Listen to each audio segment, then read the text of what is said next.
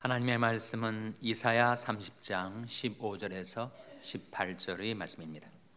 주 여호와 이스라엘이 거룩하신 자가 말씀하시되 너희가 돌이켜 안연히 처해야 구원을 얻을 것이요 잠잠하고 신뢰하여야 힘을 얻을 것이오늘 너희가 원치 아니하고 이르기를 아니라 우리가 말 타고 도망하리라 한 거로 너희가 도망할 것이요 또 이르기를 우리가 빠른 짐승을 타리라 한 거로 너희를 쫓는 자가 빠르리니 한 사람이 꾸준즉 천 사람이 도망하겠고 다섯이 꾸준즉 너희가 다 도망하고 너희 남은 자는 겨우 산 꼭대기 깃대 같겠고 영우의 기호 같으리라 하셨느니라.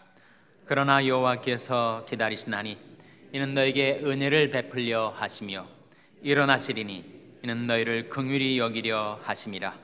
대저 여호와는 공의 하나님이심이라. 무릇 그를 기다리는 자는 복이 있도다. 아멘. 할렐루야.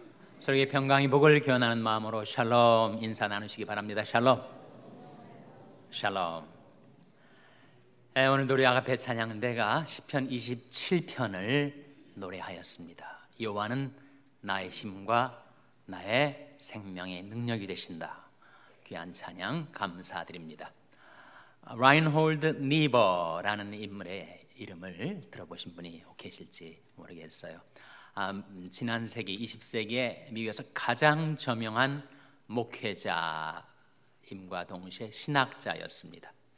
그가 지은 유명한 저서 중에 하나가 도덕적 인간과 비도덕적 사회라는 제목의 책이에요.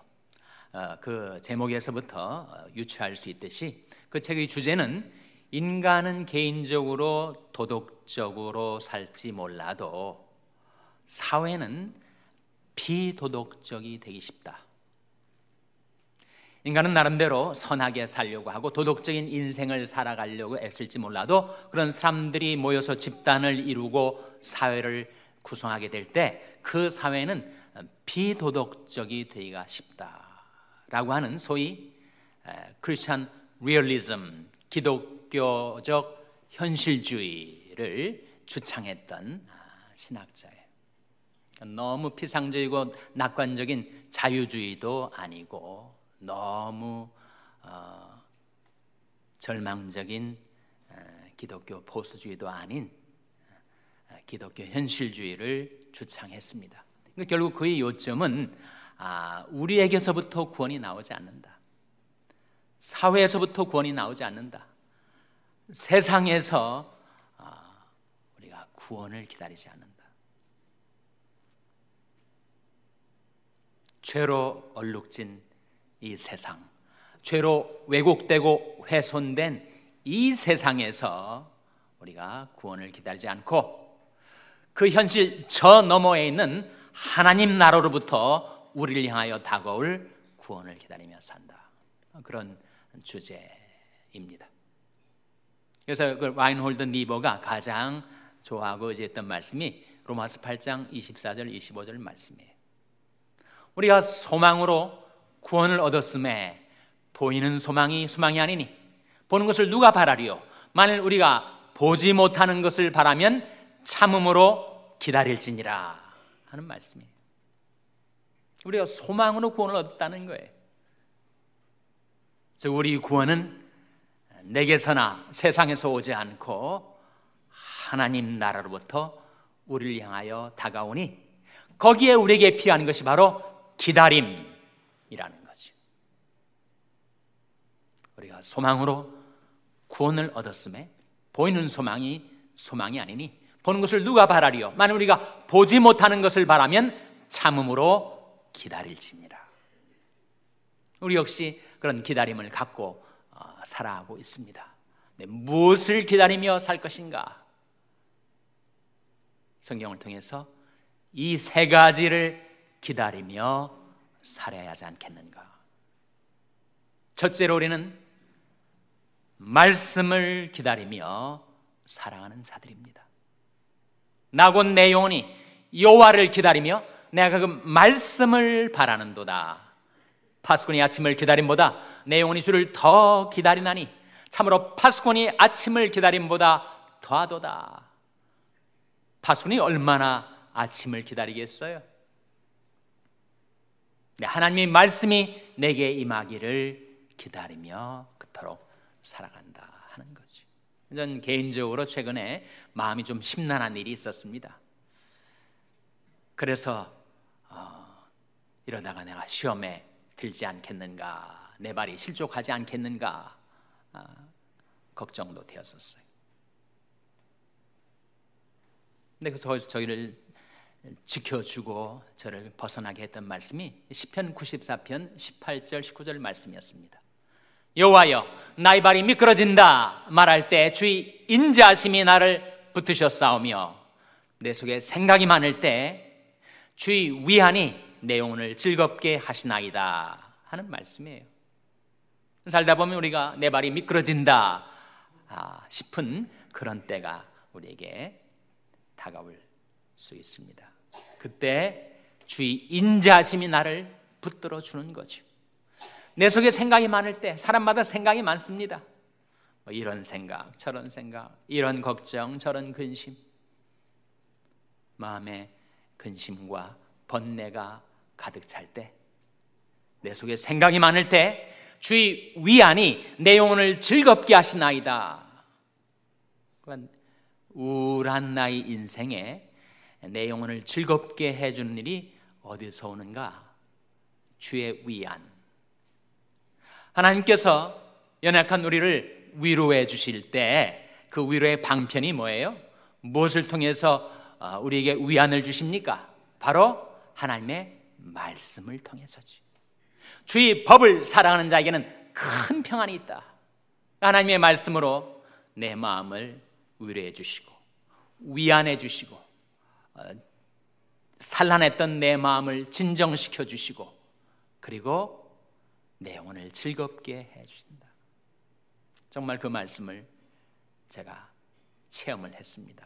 정말 내 발이 미끄러질 뻔했는데 하나님의 인자하심이 나를 붙들어 주셨구나. 내 속에 생각이 많았는데 주의 위안이, 그 위로의 말씀이 내 영혼을 즐겁게 해 주시는구나.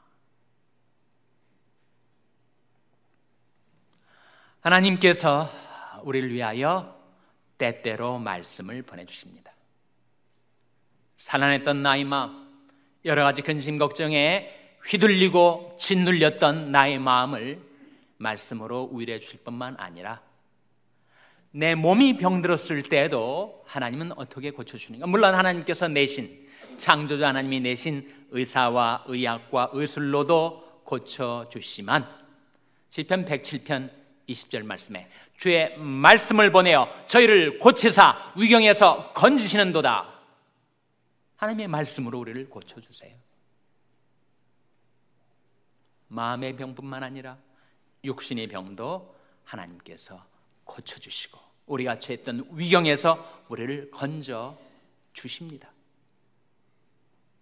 내 하나님 여호와를 섬기라. 그리하면 여호와가 너희 양식과 물에 복을 내리고 너희 중에 병을 제하리니. 하나님이 우리 영혼과 몸을 지으셨으니 하나님이 고칠 수가 있단 말이죠. 하나님이 고치시는 도구가 뭔가, 치료의 도구가 무엇인가? 주의 말씀을 보내어 저희를 고치사 위경에서 건지시는도다. 그 말씀을 얻는 자에게 생명이 되며 온 육체의 건강이 됨이니라 하셨으니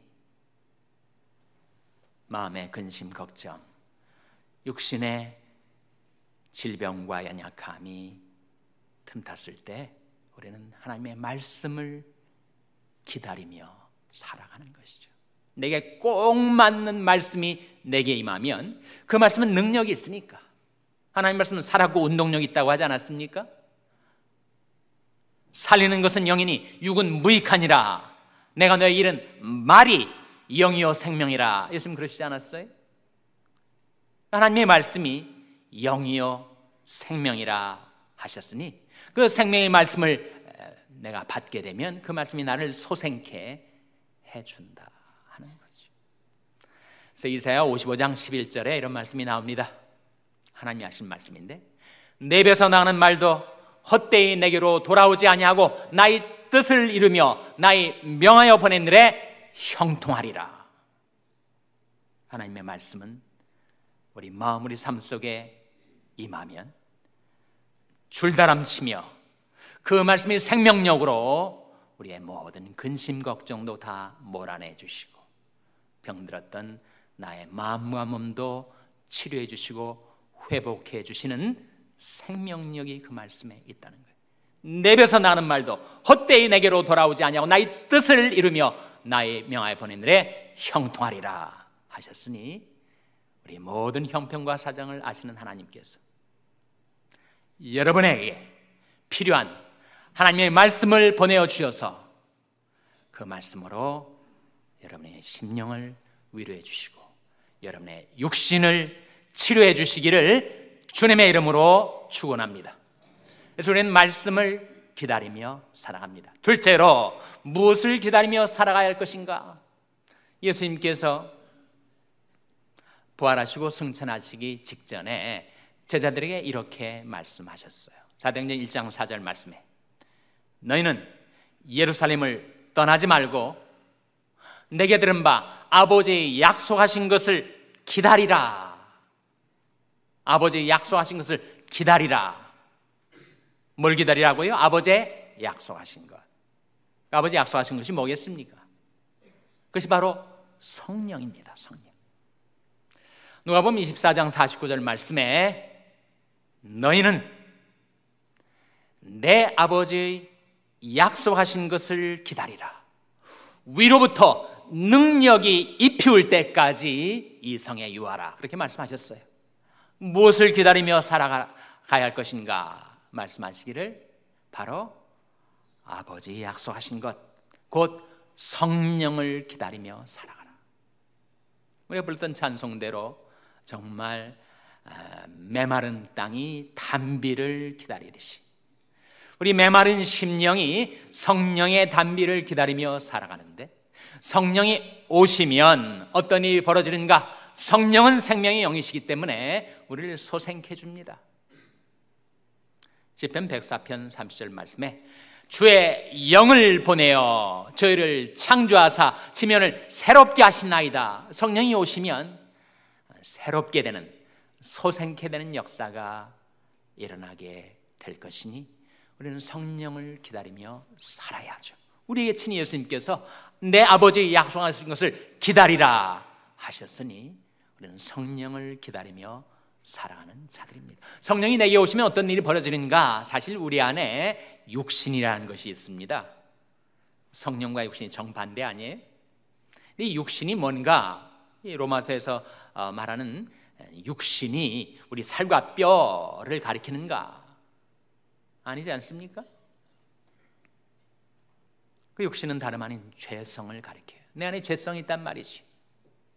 욕심과 교만과 이 죄성 때문에 우리가 자기 인생에 자해 행위를 가하고 그리고 하나님의 백성답게 살아가지 못하게 만드는 이 죄성을 내 힘과 결심만으로 해결할 수가 있는가?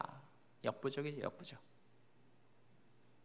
찬송가 349장에 내 힘과 결심 약하여 늘 깨어지기 쉬우니 그 육신을 어떻게 다스릴 수 있는가?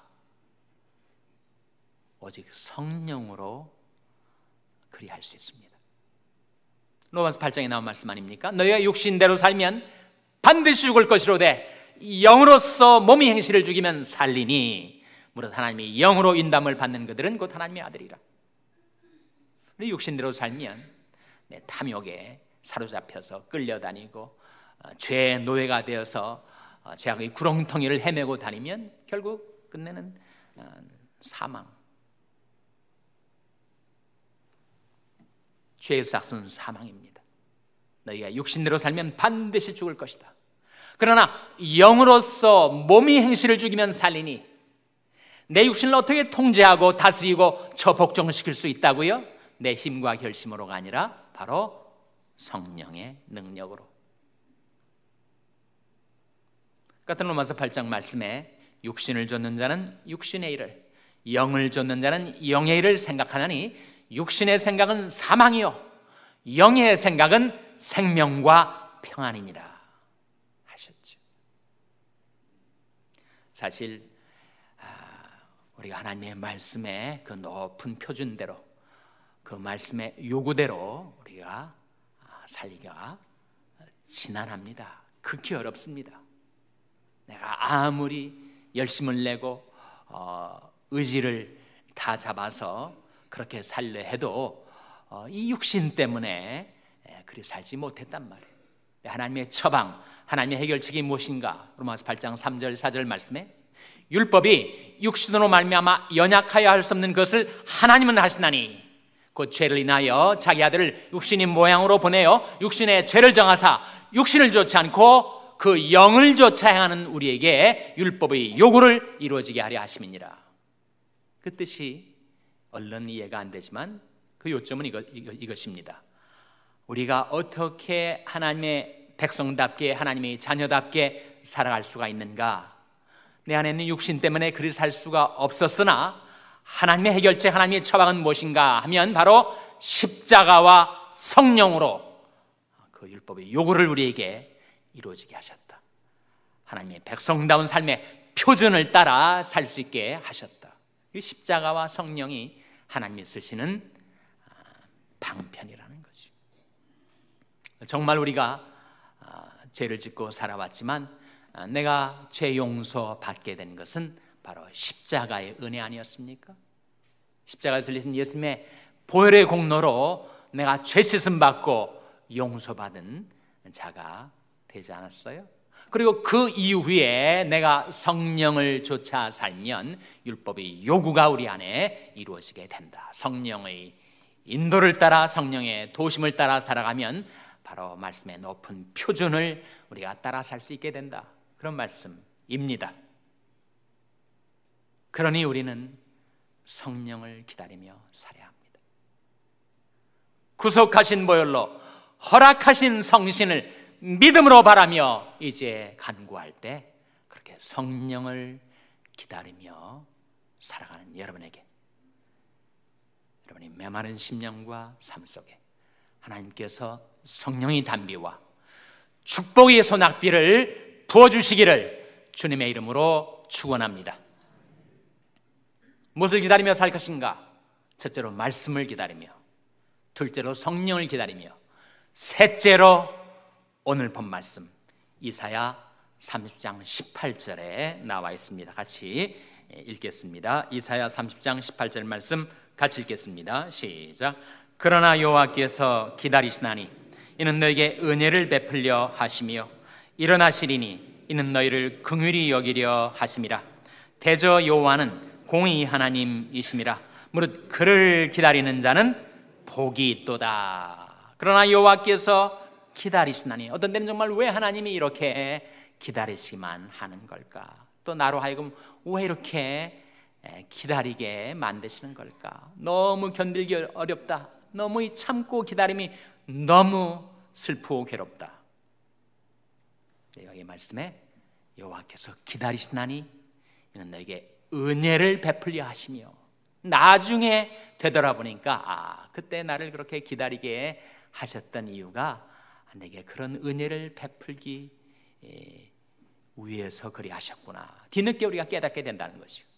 여호와께서 기다리시나니 이는 너에게 은혜를 베풀려 하시며 기다리시던 하나님이 그 자리에서 일어나시리니 이는 너희를 긍휼히 여기려 하심이라. 대저 여호와는 공의 하나님이심이라. 무릇 그를 기다리는 자는 복이 있도다. 하나님을 기다리는 자, 하나님의 오심을, 하나님의 도우심을, 하나님의 인도하심을 기다리며 사는 자는 복이 있다 하셨습니다. 하나님에게는 두 가지가 있습니다. 첫째는 인자하심이 있고요, 둘째는 하나님께 능력이 있습니다. 시편 62편에 나온 말씀인데, 오직 권능은 여호와께 속하였다 할지로다. 주여 인자함도 주께 속하였사오니. 두 가지, 권능과 인자. 나 같은 죄인도 이렇게 하나님 앞에 담대히 나올 수 있는 것은 하늘 아버지께서 나를 인자하심으로 받아 주실 것을 믿기 때문에, 그리고 하나님께서 내가 처한 어떤 상황, 내가 직면한 어떤 문제도 풀어내시고 해결하실 수 있는 능력이 있으신 것을 믿기 때문에. 시편 130편 말씀에 이스라엘아, 이스라엘은 하나님의 백성들을 지칭하는 것입니다. 이스라엘아, 여호와를 바랄지어다. 여호와께는 인자심과 풍성한 구속이 있습니다. 즉 인자심도 있고 우리를 어떠한 죄악과 시험과 환난에서부터 건져내실 구속의 능력도 있다는 거죠. 저가 이스라엘을 그 모든 죄악에서 구속하시리로다. 이 약속을 받은 우리들이 이 세상에 살 동안에 무엇을 기다리며 살아갈 것인가? 첫째로 하나님의 말씀을 기다리며 살아가고, 둘째로 성령을 기다리며 살아가고, 셋째로 하나님이 기다리시게 만드셨고 또 하나님께서 친히 기다리시는 것처럼 나타났지만 그 뜻은 우리에게 은혜를 베풀기 위해서였구나. 기다리시는 하나님이 일어나서 활동하시기 시작하고 일하시기 시작하는 것은 우리에게 긍휼을 베푸시기 위해서구나. 무릇 그를 기다리는 자는 복이 있도다. 그렇게 하나님의 오심을 기다리고 하나님의 도우심을 기다리며 살아가는 여러분에게 하나님께서 약속하신 풍성한 은총과 복을 베풀어 주시기를 주님의 이름으로 축원합니다. 기도하시겠습니다. 하나님 아버지, 말씀을 통하여 아침에 저희들에게 깨우쳐 주신 대로 저희들이 거칠고 험한 이 세상에 살아갈 때 말씀을 기다리고 성령을 기다리고 하나님을 기다리며 살게 하여 주시옵소서. 무릇 그를 기다리는 자는 복이 있도다 말씀하신 그 복을 저희들에게 베풀어 주시옵소서. 이 모든 말씀 예수님의 이름으로 기도하옵나이다. 아멘.